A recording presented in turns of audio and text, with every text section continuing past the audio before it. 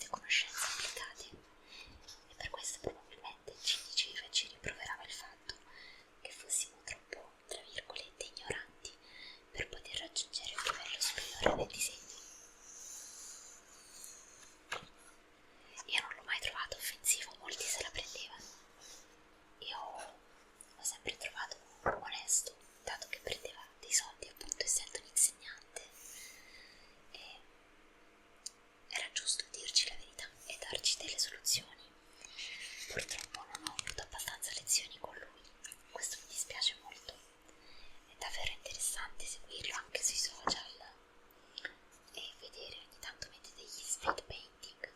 Se siete appassionati di fumetto, fumetto realistico, fumetto colorato, fumetto non digitale, andatelo a seguire, Riccardo Federici, rimarrete incantati. Anche 5 minuti di speed painting sono un capolavoro. E poi anche le cromie utilizzate, guardate, la palette è incredibile.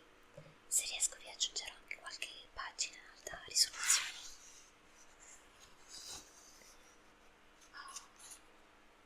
Guardate qua questa lineetta, se riesco a farvela vedere meglio.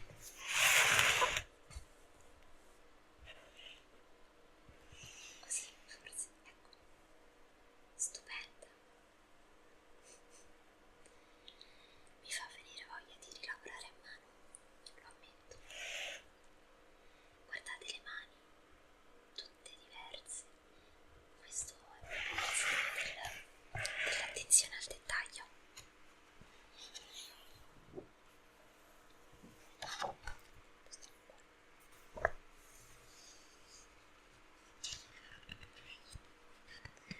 E sicuramente anche la storia ne vale la pena, anche perché mi piacciono queste storie che riportano un po' un misto di sacralità, religione, mistero, creature.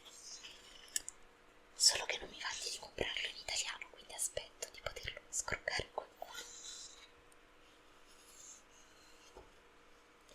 Guardate qua questa scena, il movimento, la sensazione di movimento è incredibile.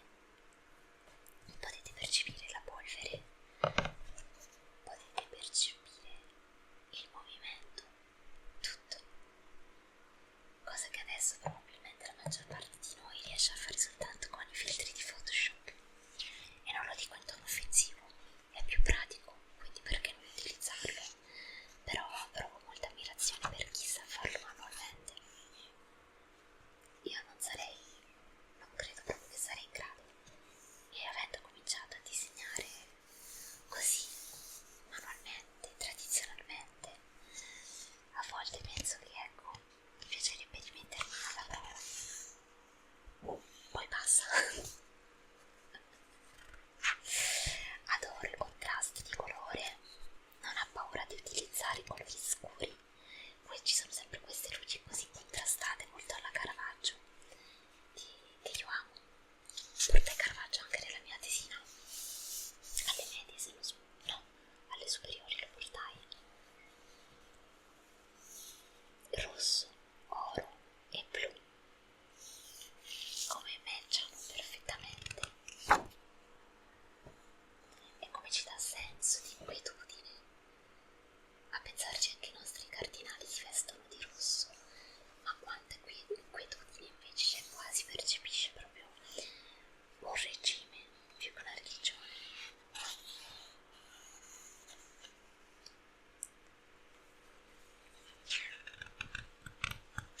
Sicuramente gli appassionati di fumetti che stanno vedendo questo video già conosceranno, insomma, quello che vi sto facendo vedere. Però, per chi non dovesse sapere che esiste anche questo tipo di fumetto,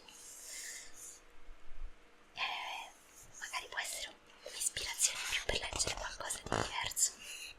Perché ad esempio io all'inizio non leggevo fumetti perché pensavo che fossero solo di Landog, Tex, queste cose qua, e non Superman, Spider-Man, e non mi piacevano assolutamente. Invece esistono delle narrazioni totalmente complete e che bel sedere